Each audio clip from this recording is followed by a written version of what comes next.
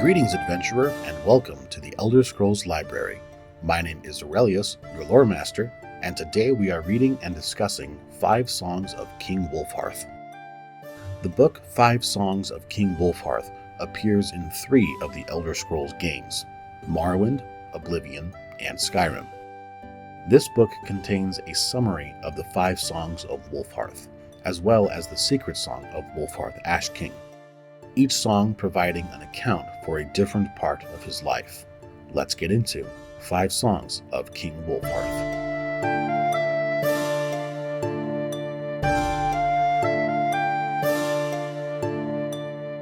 The 5 Songs of King Wulfharth. Shore's Tongue. The first song of King Wulfharth is ancient, circa 1E 500. After the defeat of the Alessian army at Glenumbria Moors, where King Hogue Merkiller was slain, Wulfharth of Atmora was elected by the Pact of Chieftains. His Thu'um was so powerful that he could not verbally swear into the office, and scribes were used to draw up his oaths. Immediately thereafter, the scribes wrote down the first new laws of his reign, a fiery reinstatement of the traditional Nordic pantheon. The edicts were outlawed, their priests put to the stake, and their halls set ablaze. The shadow of King Borghaz had ended for a span. For his zealotry, King Wulfharth was called Shore's Tongue, and Ysmir, Dragon of the North. Kine's son. The second song of King Wulfharth glorifies his deeds in the eyes of the old gods. He fights the eastern orcs and shouts their chief into hell. He rebuilds the 418th step of High Hrothgar, which had been damaged by a dragon. When he swallowed a thundercloud to keep his army from catching cold, the Nords called him the Breath of Kine. Old Knocker. The third song of King Wulfharth tells of his death. Orki, an enemy god, had always tried to ruin the Nords, even in Atmora where he stole their years away. Seeing the strength of King Wulfharth, Orki summoned the ghost of Alduin Time Eater again. Nearly every Nord was eaten down to 6 years old. Boy Wulfharth pleaded to Shore, the dead chieftain of the gods, to help his people. Shore's own ghost then fought the Time Eater on the spirit plane, as he did at the beginning of time, and he won, and Orki's folk, the orcs, were ruined. As Boy Wulfharth watched the battle in the sky, he learned a new Thu'um. What happens when you shake the dragon just so? He used this new magic to change his people back to normal. In his haste to save so many, though, he shook too many years out on himself. He grew older than the Greybeards and died. The flames of his pyre were said to have reached the hearth of Kine itself. The Ash King. The fourth song of King Wulfharth tells of his rebirth. The dwarves and devils of the eastern kingdoms had started to fight again, and the Nords hoped they might reclaim their ancient holdings there because of it. They planned an attack, but then gave up, knowing that they had no strong king to lead them. Then in walked the Devil of Dagoth, who swore he came in peace. Moreover, he told the Nords a wondrous thing. He knew where the heart of Shore was. Long ago, the chief of the gods had been killed by elven giants, and they ripped out Shore's heart and used it as a standard to strike fear into the Nords. This worked until Ysgramor shouted some sense, and the Nords fought back again. Knowing that they were going to lose eventually, the elven giants hid the heart of Shore so that the Nords might never have their god back. But here was the Devil of Dagoth with good news. The dwarves and devils of the Eastern Kingdom had his heart, and this was the reason for their recent unrest. The Nords asked the Devil of Dagoth why he might betray his country Merceau, and he said that the devils have betrayed each other since the beginning of time, and this was so, and so the Nords believed him. The tongues sung Shore's ghost into the world again. Shore gathered an army as he did of old, and then he sucked in the long-strewn ashes of King Wulfharth and remade him, for he needed a good general. But the Devil of Dagoth petitioned to be the general too, and he pointed out his role as the blessed harbinger of this holy war. So Shore had 2 generals, the Ash King and the Devil of Dagoth, and he marched on the eastern kingdoms with all the sons of Skyrim. Red Mountain. The fifth song of King Wulfharth is sad. The survivors of the disaster came back under a red sky. That year is called Sun's Death. The devil of Dagoth had tricked the Nords, for the heart of Shor was not in the eastern kingdoms, and had never been there at all. As soon as Shor's army had got to Red Mountain, all the devils and dwarves fell upon them. The sorcerers lifted the mountain and threw it onto Shor, trapping him underneath Red Mountain until the end of time. They slaughtered the sons of Skyrim, but not before King Wulfharth killed King Dumalakath, the dwarf orc, and doomed his people. Then Vek, the devil, blasted the Ash King into hell, and it was over. Later, Kine lifted the ashes of Ysmir into the sky, saving him from hell and showing her sons the color of blood when it is brought by betrayal. And the Nords will never trust another devil again. The Secret Songs of Wulfharth Ash King. The Truth at Red Mountain. The heart of Shor was in Resdain, as Dagoth had promised. As Shor's army approached the westernmost bank of the Inner Sea, they stared across at Red Mountain, where the Dwemer armies had gathered. News from the scouts reported that the Chimeri forces had just left Narcissus, and that they were taking their time joining their cousins against the Nords. Dagoth said that the tribunal had betrayed their king's trust, that they sent Dagoth to Lorkhan, for this is what they called Shor in Resdain, so that the god might wreak vengeance on the dwarves for their hubris, that Nerevar's peace with the Dwemer would be the ruin of the Velothi way. This was the reason for the slow muster, Dagoth said. The armies grow. And Lorkhan, for that is what they called Shor in Resdain, said, I do not wreak vengeance on the dwarves for the reason that the tribunal might believe I do. Nevertheless, it is true that they will die by my hand, and whoever should side with them. This Nerevar is the son of Boethia, one of the strongest Padomaics. He is a hero to his people despite his tribunal, and he shall muster enough that this battle will be harder going still. We will need more than what we have. And so Dagoth who wanted the dwarves as dead as the tribunal did, went to Kagaran and summoned his house Chapthil, his Nixhounds, his wizards, archers, and his stolen men of brass. And the Ash King, Wulfharth, Hauri, and Ysmir went and made peace with the orcs in spite of his Nordic blood, and they brought many warriors, but no wizards at all. Many Nords could not bring themselves to ally with their traditional enemies, even in the face of Red Mountain. They were close to desertion when Wulfharth said, Don't you see where you really are? Don't you know who Shor really is? Don't you know what this war is? And they looked from the king to the god to the devils and the orcs. And some knew, really knew, and they are the ones that stayed. The Doom Drum. Nerevar carried Keening, a dagger made of the sound of the shadow of the moons.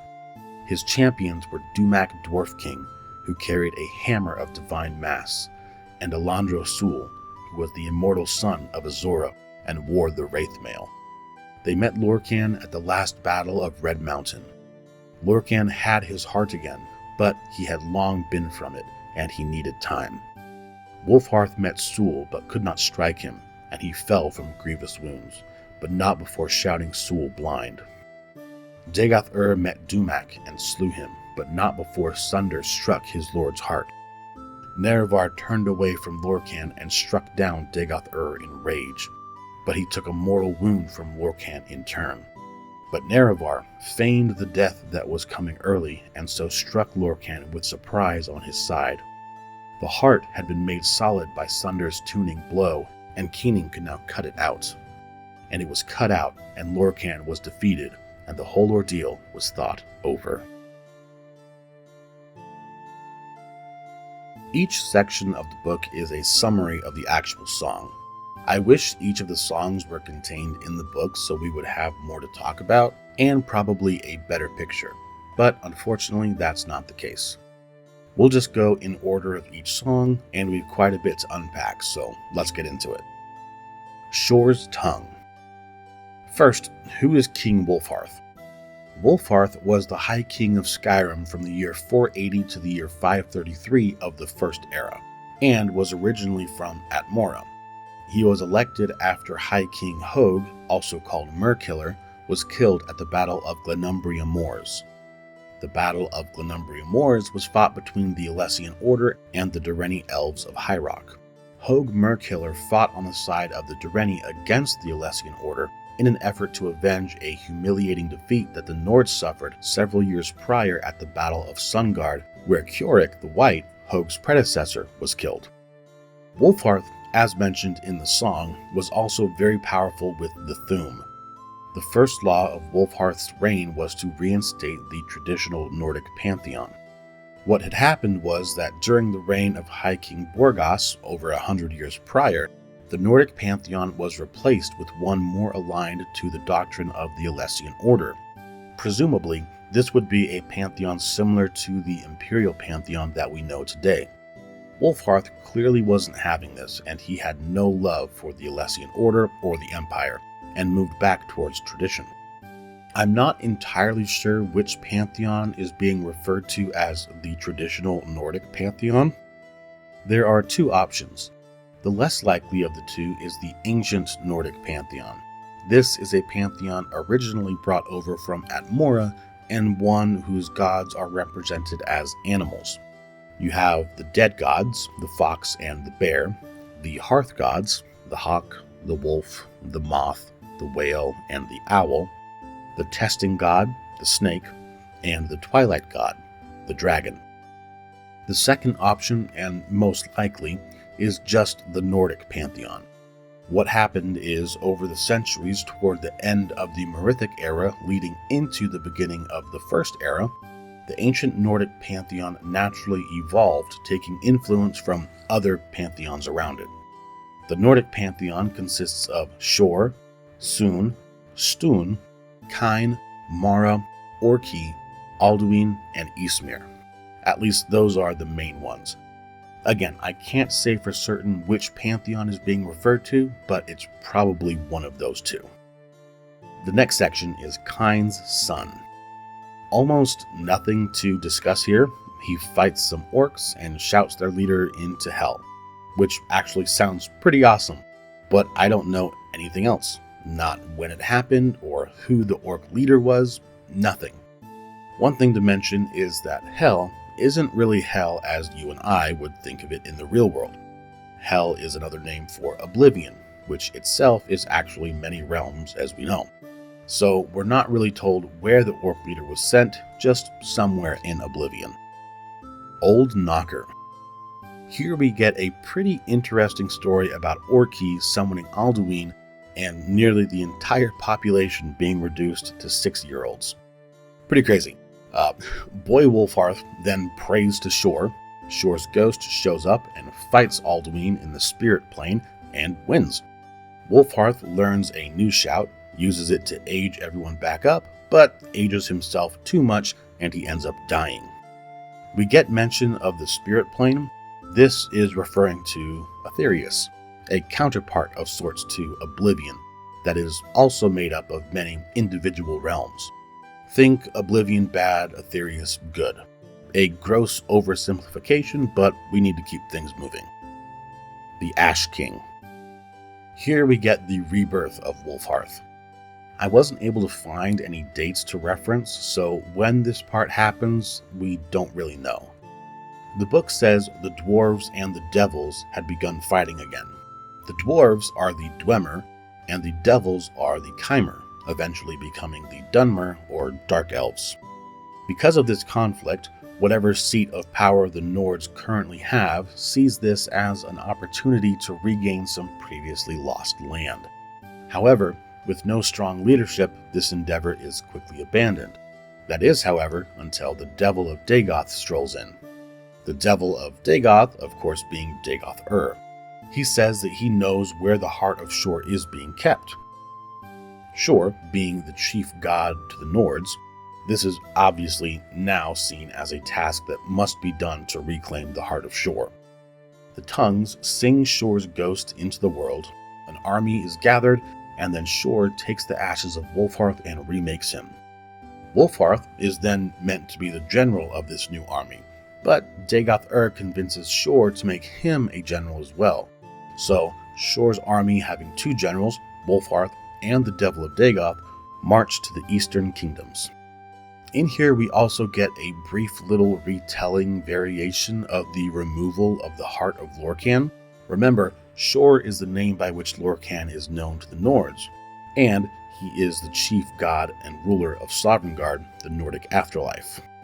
In this retelling, we are told that Shor had his heart ripped out by elven giants. Then the elves, knowing that they would eventually lose this war, hid Shor's heart so that the Nords would never have their god back.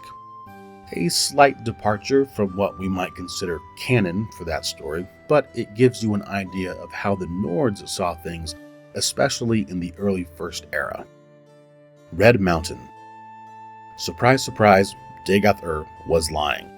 As soon as Shor's army arrives, they are attacked by the Dwemer and the Chimer.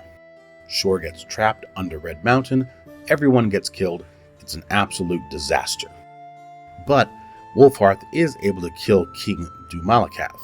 Then Vek kills Wulfharth, blasting him into hell. Vek here is actually Vivek, 1/3 of the tribunal. Hell, again, referring to Oblivion. But he didn't stay there long. Kine would rescue his ashes from hell, and the book states that the Nords will never trust a devil again. Now we get into the secret songs of Wulfharth Ashking, and we begin with the truth of Red Mountain. The heart of Shor was actually where Dagoth had said it was, in Resdain. As the Nords approached, their scouts reported that the Chimer forces had only just left Narsis. Dagoth said that the tribunal had betrayed their king's trust and that they had sent him to find Shor, hoping that the god would destroy the Dwemer for them. Also saying that the peace that Nerevar had orchestrated with the Dwemer would be the end of the Valathi way. This refers to the teachings of Saint Veloth, the most revered figure in Dunmer history and the father of the Dunmer race. The armies grow. Lorkhan/Shor is like, yeah, I'll kill the Dwemer. Not for the reasons you want me to, but all the same. Only one problem. We don't have enough people. So Dagoth goes to Kagaran, the capital of House Dagoth, and gathers his forces. This includes archers, mages, nixhounds, and reportedly even dwarven automatons that he had stolen from the Dwemer. Wulfharth goes and makes peace with the orcs, bringing back an army of warriors, but no mages. Some of the Nords wouldn't fight alongside the orcs and left. This is because historically they have been nothing but adversaries, and some were unwilling to make peace so quickly. The Doomdrum is the last section in the book, and the one where we get a little bit of insight as to what actually happened. Nerevar wielded a dagger named Keening.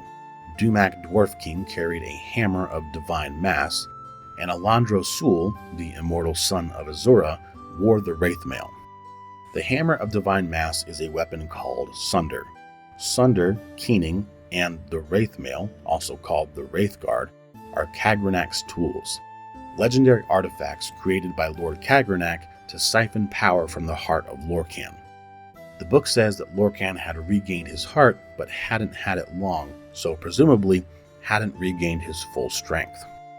Wulfharth fought Sul, but couldn't even land a strike on him. Wulfharth would shout Sul blind before falling. Dagoth would fight Dumak and kill him, but not before Dumak struck Lorkhan in the heart with Sunder. Nerevar then killed Dagoth taking a mortal wound from Lorkhan in the process. Pretending to succumb to his wounds, Nerevar would get the jump on Lorkhan, cutting out his heart with Keening, and with that, Lorkhan was defeated. There certainly was a lot to get through in this one. Hopefully, I was able to provide some context for who these people were and some of the events that took place. Thank you so much for sticking around and listening. Drop a like, subscribe to the channel, and tell me what you think about this book in the comments below. And may the blessings of the 8 Divines be upon you.